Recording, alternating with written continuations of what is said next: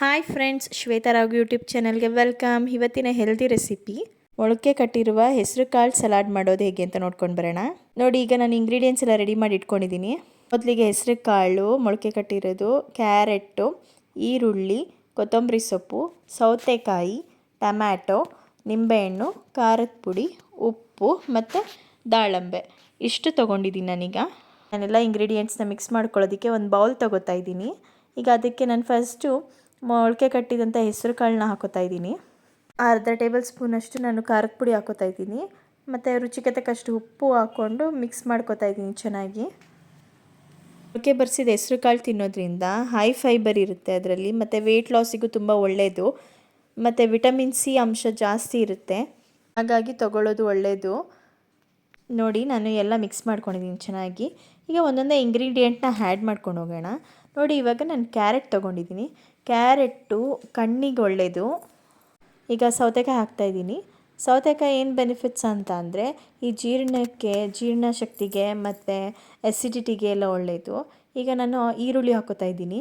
ಈರುಳ್ಳಿ, ಆಮೇಲೆ tomato cut ಮಾಡಿ ಇಟ್ಕೊಂಡಿದ್ನಲ್ಲ, ಅದು ಸ್ಕಿನ್ಗೆಲ್ಲ ಒಳ್ಳೆಯದು. ಟೊಮೆಟೊ ಎಲ್ಲ ಹಾಕ್ಕೊಂಡು ಇವಾಗ ಚೆನ್ನಾಗಿ ಮಿಕ್ಸ್ ಮಾಡ್ಕೊಳ್ಳೋಣ. ಈಗ ಕೊತ್ತಂಬರಿ ಸೊಪ್ಪು ಹಾಕ್ಕೊಂಡು ಮಿಕ್ಸ್ ಮಾಡ್ಕೊಳ್ಳೋಣ.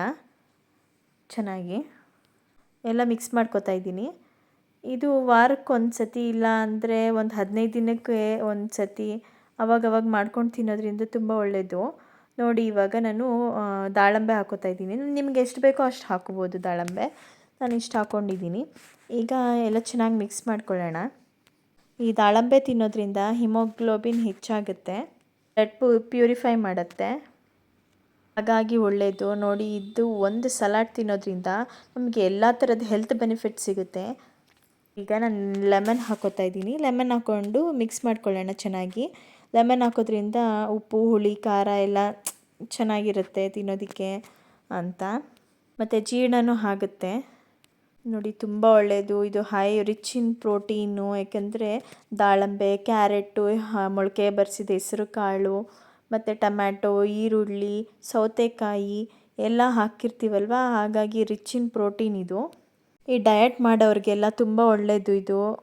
ಈವ್ನಿಂಗ್ ಸ್ನ್ಯಾಕಾಗಿ ಮಕ್ಕಳಿಗೆ ಮಾಡಿಕೊಡ್ಬೋದು, ತುಂಬ ಚೆನ್ನಾಗಿರುತ್ತೆ. Healthy recipe. ಸ್ಕೂಲ್ಗೆ ಟಿಫನ್ ಬಾಕ್ಸ್ ಜೊತೆಗೆ ಸ್ನ್ಯಾಕ್ ಥರ ಮಾಡಿಕೊಡ್ಬೋದು. ಎಲ್ಲ ಆಲ್ಮೋಸ್ಟ್ ಹೆಲ್ತಿ ಬೆನಿಫಿಟ್ಸ್ ಎಲ್ಲ ಒಂದೇ ಇದರಲ್ಲಿ ಸಲಾಡಲ್ಲಿ ಸಿಕ್ಕುತ್ತೆ.